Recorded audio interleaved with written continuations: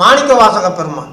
ஏதமறு வேதமதை இந்தமிழால் உரைத்த இனிய தமிழாலே மனம் உருக உருக படிப்போரும் கேட்போரும் மனம் உருக உருக பாடியமைத்த அற்புதமான தீந்தமிழ் வேதம் திருவாசகம். அதனை செய்தளித்த மாணிக்கவாசக பெருமான். அவர் பிறந்த ஊர் திருவாதவூர்.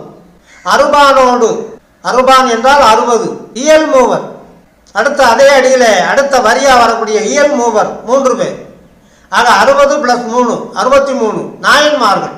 முண்டகத்தால் அந்த பெரியோர்களுடைய போற்றுதலுக்குரிய கமலமலர் பாதங்களை என் தலைமேல் தாங்கி கொண்டே அப்படிங்கிறார்.